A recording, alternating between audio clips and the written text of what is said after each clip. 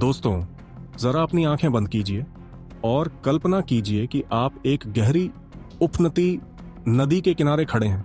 आपके सामने दो आदमी उसी नदी में बह रहे हैं। पहला आदमी पूरे जोर से तैरने की कोशिश करता है, हाथ पांव मारता है, पानी को चीरने की जद्दोजहद करता है, पर हर लहर उसे और नीचे खींच लेती है।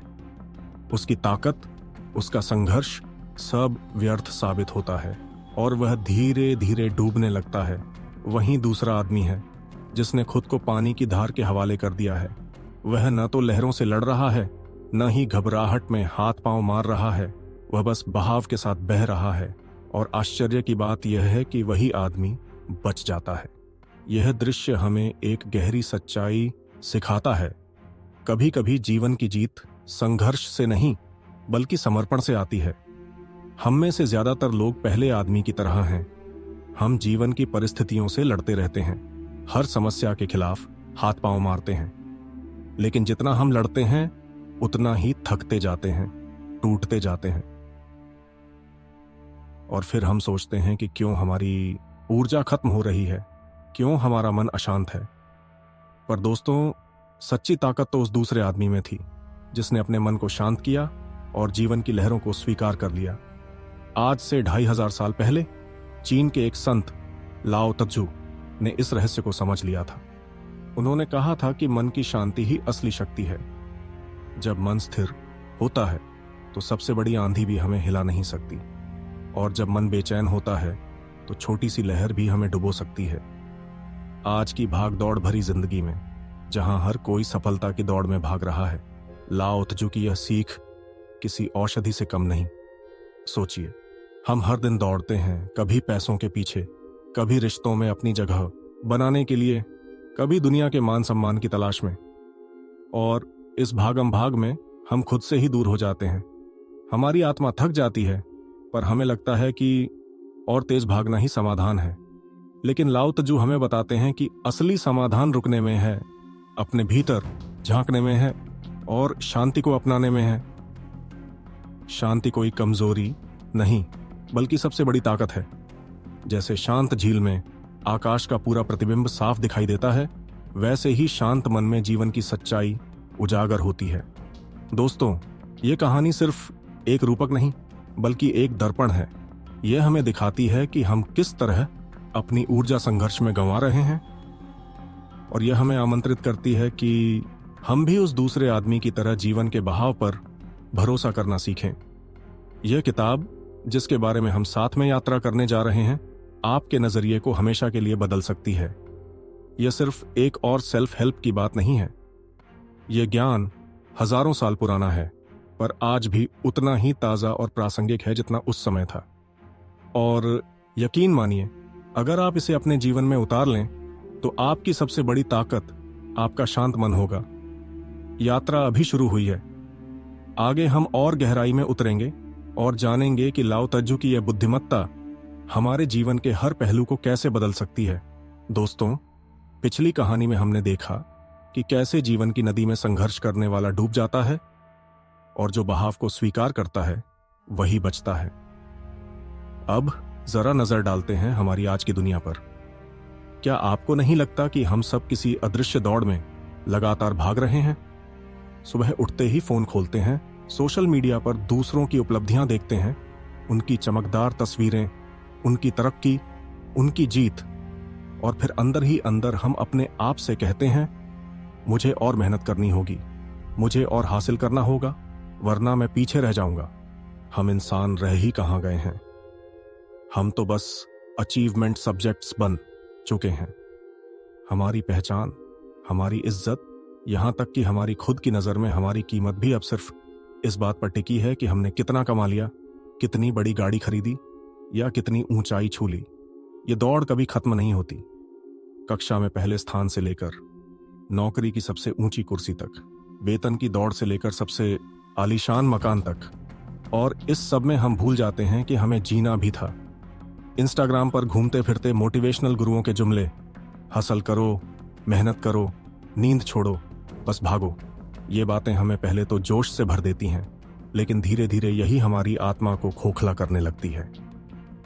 हम सोचते हैं कि हम अपने सपनों का पीछा कर रहे हैं, पर असल में हम खुद अपने ही शांति के जल्लाद बन जाते हैं। याद कीजिए, कितनी बार आपने रात को देर तक काम किया सिर्फ इसलिए ताकि बॉस खुश हो जाए या दोस्तों की नजरों में आपकी चमक बनी रहे। कितनी बार आपने खुद को इतना थका दिया कि सुबह उठते ही दिल बोझिल महसूस हुआ। यही है आधुनिक रोग, बर्नआउट, डिप्रेशन और चिंता। हम खुद को आग में झोंकते हैं और फिर दुनिया को बस अपनी राख दिखाने में लगे रहते हैं। लाओ तजू ने हजारों साल पहले चेतावनी दी थी, जो पंजों के बल पर खड़ा होने की कोशिश करता है वह मजबूती से खड़ा नहीं रह सकता। सोचिए, अगर कोई हमेशा अपनी ऊंचाई दिखाने के लिए पंजों पर खड़ा रहे तो क्या होगा? कुछ पल के लिए वह ऊंचा दिख सकता है, लेकिन जल्द ही थक कर गिर पड़ेगा। यही हाल हमारा है। हम लगातार खिंचाव में जी रहे हैं, खुद को दूसरों से ऊंचा साबित करने की कोशिश में। और यह सिर्फ व्यक्तिगत त्रासदी नहीं, ये तो मानो सामूहिक आत्महत्या है। पूरी मानवता मिलकर अपनी आत्मा को जला रही है। हम सब उस पहले आदमी की तरह हैं जो नदी की धार से लड़ रहा था, लेकिन फर्क यह है कि हमारी नदी बाहर नहीं, हमारे भीतर है। अब सवाल यह है कि क्या हम हमेशा इसी दौड़ का हिस्सा बने रहेंगे, या हम रुककर यह समझेंगे कि जीवन का असली अर्थ बाहर की उपलब्धियों में नहीं बल्कि भीतर की शांति में है। आगे हम यही तलाश करेंगे, कैसे लाओ तजु की प्राचीन सीख हमें इस पागलपन भरी दौड़ से बाहर निकाल सकती है और हमें सिखा सकती है कि असली ताकत कहाँ छुपी है। दोस्तों, अभी अभी हमने देखा कि हमारी आधुनिक जिंदगी किस तरह हमें एक अंतहीन दौड़ में धकेल रही है, लेकिन सवाल यह है कि इस पागलपन से निकलने का इलाज क्या है। यही जगह है जहां लाओ तजु की शिक्षा हमें दिशा दिखाती है। उन्होंने एक गहरा सिद्धांत दिया, वू वेई। यह शब्द सुनने में अजनबी लग सकता है, लेकिन इसका अर्थ बहुत सरल है। प्रयासहीन कर्म, यानी ऐसा कार्य जिसमें जबरन दबाव न हो, जहां काम करते हुए शरीर थके नहीं और मन बोझिल न हो। याद है नदी का दूसरा आदमी, वही जो बहाव के साथ बह रहा था और डूबा नहीं। वह दरअसल वू वेई का प्रतीक था। उसने लहरों से लड़ने के बजाय उनके साथ तालमेल बना लिया। यही जीवन की असली कला है, लड़ाई नहीं, सामंजस्य। प्रकृति हमें हर रोज इस रहस्य का सबूत देती है। जरा बीज को देखिए, वह जब मिट्टी में दबाया जाता है तो वह तुरंत पेड़ बनने के लिए संघर्ष नहीं करता। वह सही समय का इंतजार करता है, बारिश की बूंदों का, धूप की गर्माहट का। धीरे धीरे वह अंकुरित होता है और समय के साथ विशाल वृक्ष में बदल जाता है। क्या कभी बीज ने खुद को चिल्लाकर कहा, मुझे जल्दी बड़ा होना है? नहीं। फिर हम क्यों अपनी जिंदगी में हर चीज को जबरदस्ती जल्दी जल्दी पाना चाहते हैं? लाओ तिजू की शिक्षा है कि सच्ची उत्पादकता भागदौड़ में नहीं बल्कि संतुलन में है। हमें काम करते समय ऐसा लगना चाहिए मानो हम बहाव के साथ तैर रहे हों, न कि डूबने से बचने के लिए हाथ पांव मार रहे हों। जब हम एक समय में एक ही काम पर ध्यान देते हैं, जब हम गति धीमी कर देते हैं और हर क्षण को पूरी तरह जीते हैं, तभी हमारी मेहनत फल देती है। आजकल का समाज हमें कहता है मल्टीटास्किंग करो, ज्यादा से ज्यादा काम निपटाओ, व्यस्त दिखो। पर क्या व्यस्त दिखना ही उत्पादक होना है? अक्सर हम इतने काम एक साथ करते हैं कि अंत में किसी में भी उत्कृष्टता नहीं आती। ये वैसा ही है जैसे कोई व्यक्ति 10 दिशाओं में दौड़ना शुरू करे और अंत में कहीं भी ना पहुंचे। वो वही हमें सिखाता है कि काम मेहनत से नहीं, बुद्धिमत्ता से करना है। यह सिद्धांत हमें यह याद दिलाता है कि धीमी प्रगति ही स्थायी प्रगति है। सोचिए, क्या कभी किसी किसान ने बीज बोकर अगले दिन फसल काटने की कोशिश की है? नहीं, क्योंकि उसे पता है कि प्रकृति की अपनी गति है। लेकिन हम अपने जीवन में अक्सर जल्दी अमीर बनो और फटाफट सफलता पाओ जैसे भ्रमों में उलझ जाते हैं। असल में जब हम शांत होते हैं, केंद्रित होते हैं, तभी हम सबसे ज्यादा प्रभावी होते हैं। तभी हमारे भीतर से सच्ची सृजनशीलता निकलती है। यही कारण है कि इतिहास के महान विचारक, कलाकार और संत अक्सर एकांत और शांति में ही अपनी सबसे बड़ी खोजों तक पहुंचे। दोस्तों, अब यह प्रश्न हर किसी को अपने भीतर पूछना चाहिए, क्या मैं जीवन की नदी से लड़ रहा हूं या उसके साथ बह रहा हूं? आगे हम जानेंगे कि यह बहाव के साथ बहना केवल एक दार्शनिक विचार नहीं, बल्कि हमारे रोजमर्रा के जीवन में कैसे उतर सकता है। दोस्तों, वू वेई यानी प्रयासहीन कर्म की चर्चा के बाद अब जरा उस जगह पर नजर डालें जहां आज की सबसे बड़ी बेचैनी छुपी हुई है, तुलना। अगर हम ईमानदारी से अपने दिल से पूछें तो पाएंगे कि हमारी जिंदगी का आधा तनाव दूसरों को देखकर ही जन्म लेता है। हम अपनी नहीं, बल्कि औरों की जिंदगी जीने में लगे हुए हैं। और इसमें सबसे बड़ा योगदान है सोशल मीडिया का, जिसने हमारे सामने एक ऐसा आईना रख दिया है जिसमें सिर्फ दूसरों की चमक दिखाई देती है, उनकी थकान, उनकी हार, उनकी असली मुश्किलें नहीं।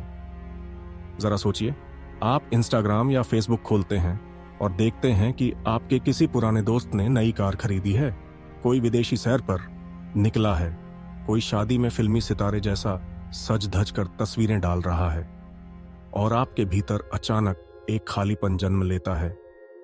मेरे पास ये क्यों नहीं? मेरी जिंदगी ऐसी क्यों नहीं दिखती? यह खालीपन धीरे धीरे ईर्ष्या में बदल जाता है, और यह ईर्ष्या हमें भीतर से खा जाती है। असल समस्या यह नहीं कि हमारे पास कार, घर या विदेश यात्रा नहीं है। समस्या यह है कि हम यह सब दिखाने के लिए चाहते हैं।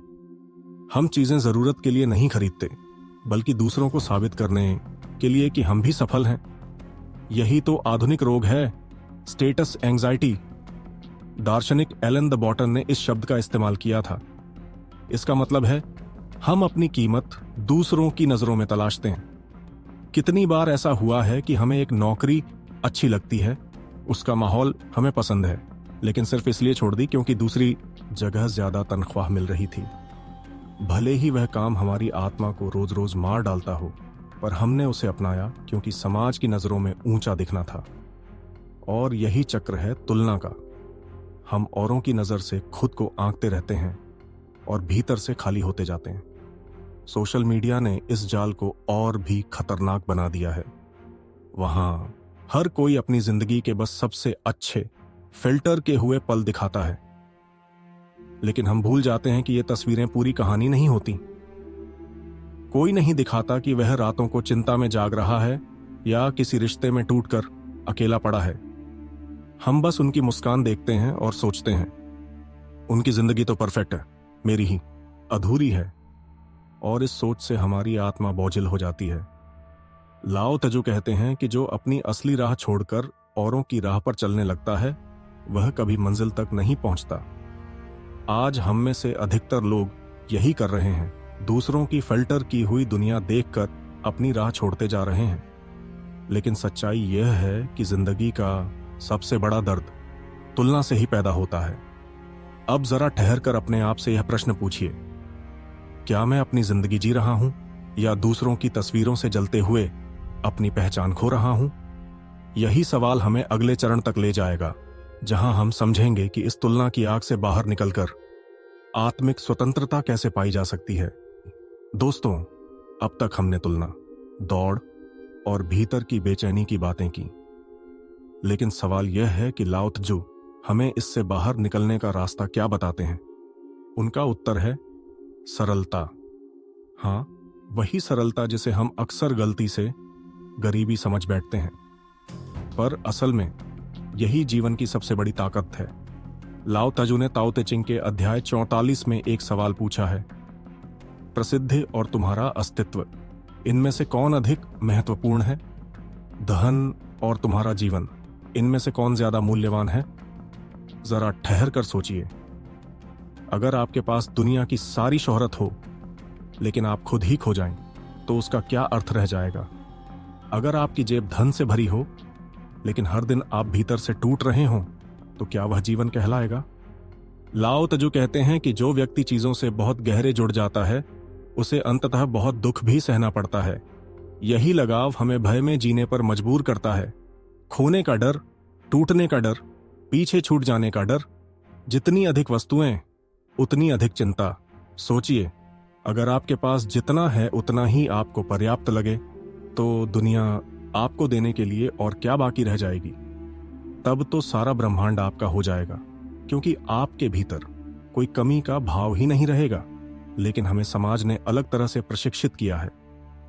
हमें बताया गया है कि ज्यादा चीजें मतलब ज्यादा सफलता, बड़े घर, बड़ी कारें, ऊंचे पद, यही सब हमारी पहचान बन गए हैं।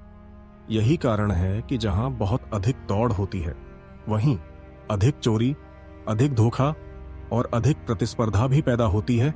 हमारी इच्छाएं जितनी बढ़ती जाती हैं, उतनी ही हमारी आजादी घटती जाती है। सच्ची आजादी का गणित बहुत सरल है। कम वस्तुएं, कम लगाव, ज्यादा स्वतंत्रता। और जब स्वतंत्रता बढ़ती है तो भय घट जाता है। जिस व्यक्ति के पास खोने को कुछ नहीं है, वह सबसे निडर होता है। अब यह मत सोचिए कि सरलता का मतलब गरीब होना है। नहीं, सरलता का मतलब है इच्छाओं का बोझ हल्का करना। ये वही बात है जो हमारे संत और कवि भी कहते आए हैं। कबीर ने कहा था, साईं इतना दीजिए जामे कुटुंब समाए, यानी बस उतना ही दो जिससे जीवन सहज चल सके। यही लाओ तज्जू की बात है। संतोष ही असली संपत्ति है। जरा कल्पना कीजिए, अगर हम अपने जीवन से सिर्फ वही रखें जिसकी वास्तव में जरूरत है और बाकी चीजों के पीछे भागना छोड़ दें, तो कितना हल्कापन महसूस होगा। हमारी ऊर्जा दिखावे से हटकर सृजन की ओर, संबंधों की ओर, आत्मा की शांति की ओर बहने लगेगी। तो दोस्तों, सवाल यह नहीं कि हमें कितनी शोहरत चाहिए या कितना धन चाहिए। असली सवाल यह है कि हमें अपने भीतर कितनी शांति चाहिए, और यह शांति हमें सरलता से ही मिलेगी। आगे हम देखेंगे कि जब हम इस सरलता को जीना शुरू करते हैं तो जीवन में किस तरह की सहजता और गहराई आने लगती है। पिछले हिस्से में हमने सादगी की ताकत को समझा। अब जरा सोचिए, एक शतरंज का खिलाड़ी अपने सामने रखे छोटे से बोर्ड पर गोटियों को चला रहा है। हर चाल उसकी मुट्ठी में है, हर चाल पर उसका नियंत्रण है। लेकिन जब वही इंसान सिर उठाकर आसमान की ओर देखता है तो अचानक एहसास होता है कि यह पूरा ब्रह्मांड कितना विशाल है, और धरती जहां हम रहते हैं वह तो इस अनंत ब्रह्मांड में बस एक नन्हा सा कण है। तब सवाल उठता है, क्या सचमुच हमारे हाथों में नियंत्रण है, या यह केवल एक भ्रम है जिसे हम पकड़कर जीते रहते हैं। हम इंसान लगातार कोशिश करते हैं हर चीज को नियंत्रित करने की। हम भविष्य को नियंत्रित करना चाहते हैं, अपने करियर की दिशा को, अपने रिश्तों को, अपनी सुरक्षा को। लेकिन सच्चाई बेहद कठोर है। हमारे नियंत्रण में लगभग कुछ भी नहीं है। न हम कल का मौसम बदल सकते हैं, न यह तय कर सकते हैं कि कल हमारे जीवन में कौन सी घटना घटेगी। हम दूसरों के विचारों और भावनाओं पर भी अधिकार नहीं जमा सकते। सोचिए, कितनी बार आपने चाहा कि कोई व्यक्ति आपको उसी तरह समझे या उसी तरह प्यार करे जैसे आप चाहते हैं, और जब ऐसा नहीं हुआ तो आपके भीतर बेचैनी पैदा हो गई। यही तो नियंत्रण की आदत का खेल है। नियंत्रण की इस लत के कारण ही हमारे जीवन में सबसे अधिक तनाव और चिंता जन्म लेती है। हमें लगता है कि अगर हम सब कुछ पकड़ कर रखेंगे, सब कुछ अपने हिसाब से चलाएंगे तो सुरक्षित रहेंगे। लेकिन यही सोच उल्टा हमें असुरक्षित बना देती है, क्योंकि जैसे ही कोई चीज हमारी पकड़ से बाहर होती है, हम टूट जाते हैं, घबरा जाते हैं। जरा याद कीजिए, जब आपकी कोई योजना बिगड़ गई, कोई काम आपके हिसाब से नहीं चला, तब कैसा लगा था? शायद भीतर एक बेचैनी, एक असंतुलन पैदा हुआ होगा। यही बेचैनी दरअसल नियंत्रण के भ्रम से जन्मी थी। जीवन में हमें बार बार यह अनुभव करना पड़ता है कि हम बाहरी घटनाओं को नियंत्रित नहीं कर सकते। सड़क पर अचानक ट्रैफिक बढ़ जाता है, नौकरी में अप्रत्याशित बदलाव आ जाते हैं, रिश्तों में दूसरे की प्रतिक्रिया आपके इरादों से बिल्कुल अलग निकलती है, और हर बार हमारा मन इन घटनाओं से टकराकर संतुलन खो देता है। हम छोटी छोटी बातों पर गुस्सा कर बैठते हैं, उदासी में डूब जाते हैं या लगातार चिंता करते रहते हैं। यह भ्रम हमें धीरे धीरे भीतर से कमजोर बना देता है। असली समस्या बाहर नहीं है। असली समस्या यह है कि हम हर चीज पर नियंत्रण चाहते हैं। हम मानते हैं कि यदि नाव हमारे हाथ में होगी तो वह कभी डगमगाएगी नहीं, लेकिन सागर की लहरें हमारे आदेश पर नहीं रुकती। और यहीं से अगली कहानी की शुरुआत होती है, एक खाली नाव की कहानी, जो हमें यह सिखाएगी कि कभी कभी जीवन की सबसे बड़ी ताकत छोड़ देने में होती है। पकड़ने में नहीं। झील के किनारे सुबह का समय है। हल्का सा कोहरा फैला हुआ है, हवा स्थिर है और पानी बिल्कुल शांत। एक व्यक्ति अपनी छोटी नाव में बैठकर ध्यान कर रहा है। चारों ओर ऐसी खामोशी है कि हर सांस की आवाज तक सुनाई देती है। यह शांति मानो उसे भीतर तक छू रही है। लेकिन अचानक एक झटका, उसकी नाव किसी दूसरी नाव से टकरा जाती है। वह ध्यान से बाहर आ जाता है। उसका खून खौलने लगता है। गुस्से में उसका चेहरा लाल पड़ जाता है। वह सोचता है, कौन है यह बेवकूफ जो मेरी साधना में खलल डालने आया है। अभी मजा छकाता हूं। वह पूरी ताकत से पलटकर देखता है और उसकी आंखें ठिठक जाती हैं। सामने वाली नाव में कोई नहीं है। वह नाव तो खाली है, बस हवा और लहरों के सहारे बहते हुए यहां तक आ गई है। उसी क्षण उसका गुस्सा जैसे हवा में घुलकर गायब हो जाता है। उसे समझ आता है कि जब तक उसे लगा कि कोई व्यक्ति है जो उसे चोट पहुंचा रहा है, तब तक उसका अहंकार भड़क उठा था। लेकिन जैसे ही उसने देखा कि वहां कोई नहीं है, सब शांत हो गया। झुआंगजी की यह कहानी गहराई से हमें जीवन का आईना दिखाती है। असल में हमारे गुस्से का कारण अक्सर वह घटना नहीं होती, बल्कि हमारा अहंकार होता है जो आहत हो जाता है। जब कोई हमें कुछ कहता है, अपमान करता है या रास्ता रोकता है, तो हमें लगता है कि उसने जानबूझकर हमें चोट दी है। लेकिन अगर हम इस स्थिति को खाली नाव की तरह देखें, तो अचानक हमारा दृष्टिकोण बदल सकता है। सोचिए, कोई व्यक्ति ट्रैफिक में आपको काट देता है। तुरंत गुस्सा आता है, लगता है उसने जानबूझकर किया।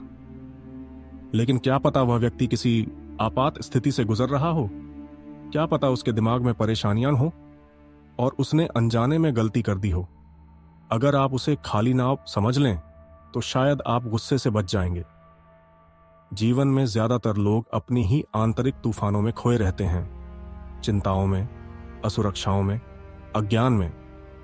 जब वे हमें चोट पहुंचाते हैं, तो अक्सर यह उनका इरादा नहीं होता, बल्कि उनकी परिस्थितियां होती हैं जो उन्हें बहा ले जाती हैं। ठीक वैसे ही जैसे वह खाली नाव लहरों के साथ बहकर टकराई थी। इस कहानी की असली शक्ति यह है कि यह हमें अंदर से आजाद करती है। जब हम यह समझ लेते हैं कि ज्यादातर नावें खाली हैं, तो हमारा अहंकार धीरे धीरे ढीला पड़ जाता है। हम हर चोट को व्यक्तिगत नहीं लेते, हर अपमान को अपने खिलाफ साजिश नहीं मानते, और यहीं से हमारी आंतरिक शांति शुरू होती है। लेकिन सवाल यह है, क्या हम इस ज्ञान को हर दिन के जीवन में उतार सकते हैं? क्या हम अपनी प्रतिक्रिया बदल सकते हैं जब अगली बार कोई नाव हमसे टकराए? यही वह अभ्यास है जो हमें भीतर की सच्ची स्वतंत्रता की ओर ले जाएगा।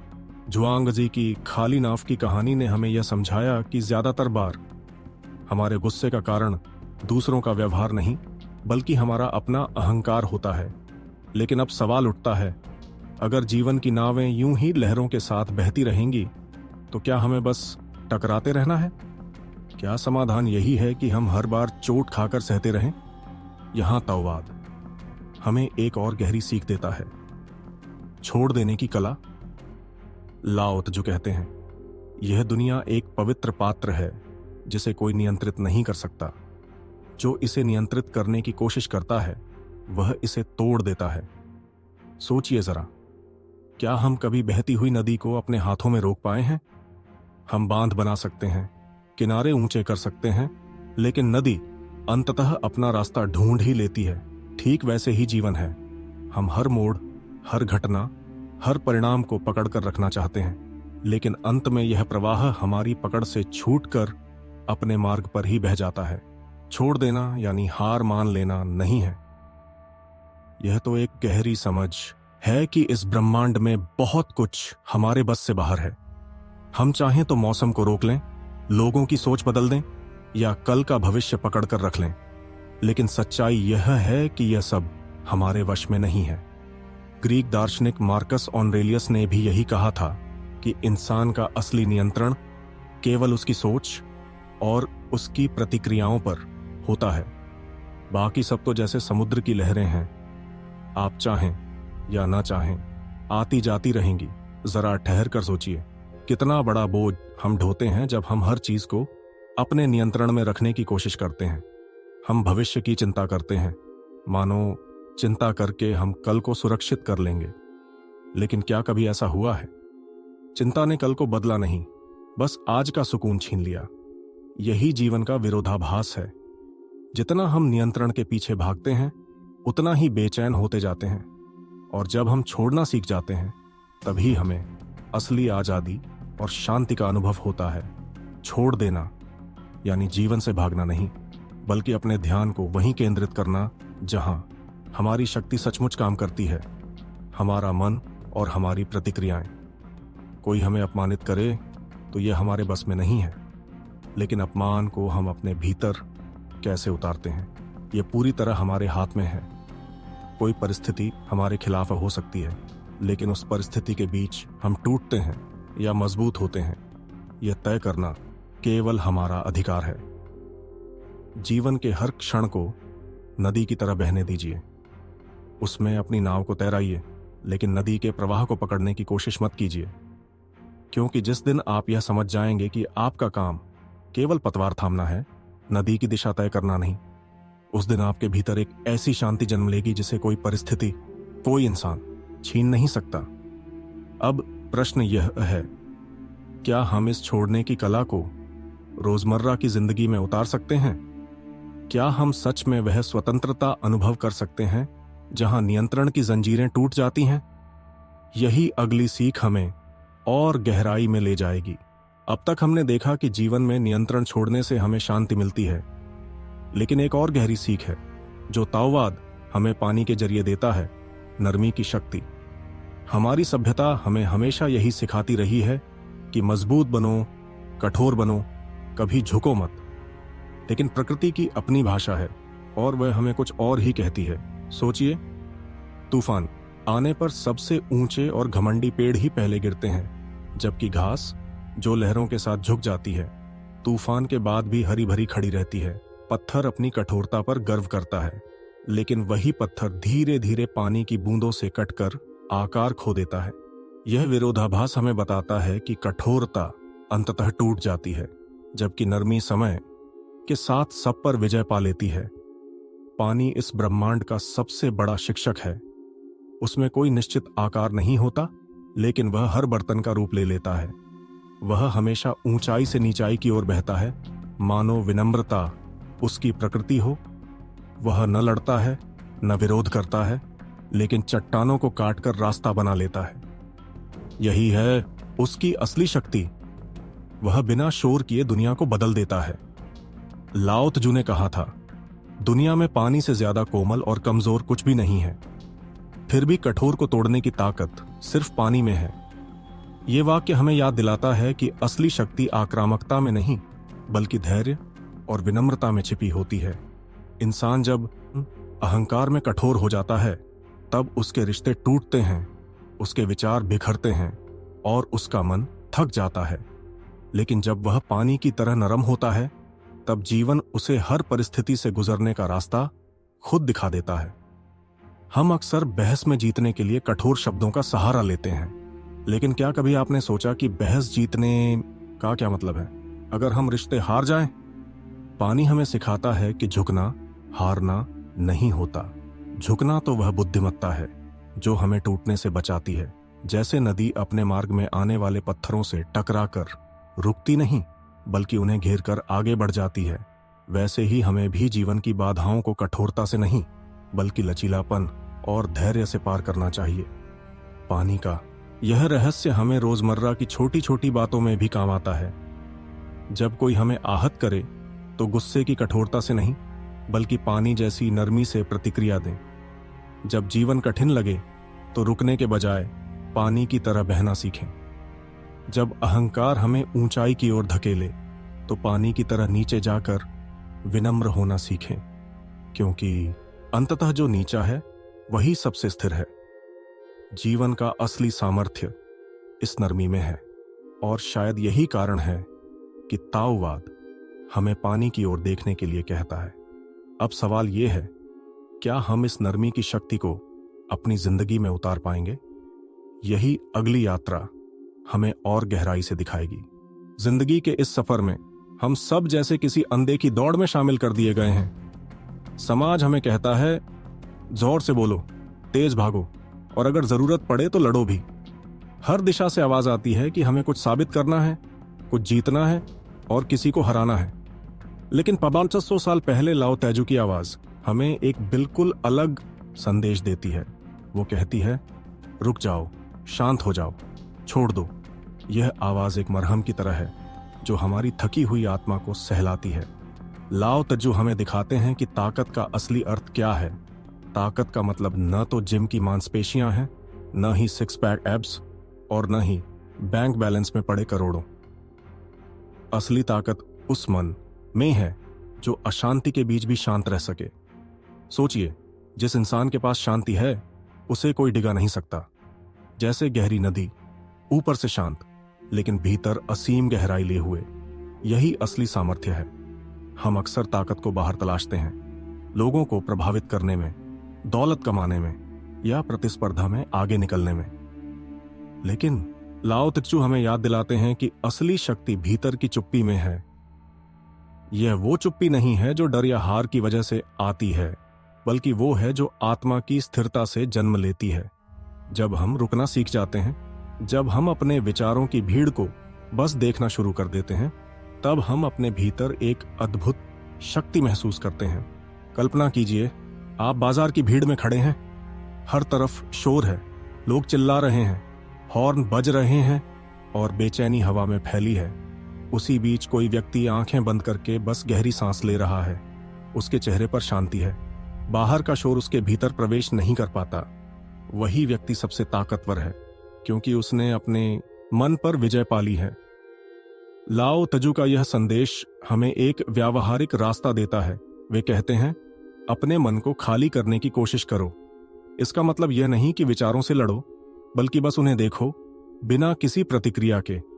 जैसे आकाश में बादल आते हैं और चले जाते हैं, वैसे ही विचार भी आएंगे और चले जाएंगे। जब हम यह अभ्यास करते हैं तो मन का शोर घटता जाता है और दिल शांति से भरने लगता है। यहाँ एक गहरा विरोधाभास है। दुनिया कहती है कि ताकत का मतलब है और जोर से चिल्लाना, और ज्यादा पाना, और लगातार लड़ते रहना। लेकिन लाओ तजू कहते हैं कि असली ताकत उस इंसान में है जो छोड़ देना जानता है, जो स्थिर रह सकता है, जो मौन में जी सकता है। एक शांत दिल से ज्यादा शक्तिशाली इस ब्रह्मांड में कुछ भी नहीं है। यह अंतिम शिक्षा हमें यही बताती है कि जब हम रुकते हैं, शांत होते हैं और छोड़ना सीखते हैं, तभी हम सचमुच जीतते हैं। शायद यही जीवन की सबसे बड़ी विजय है।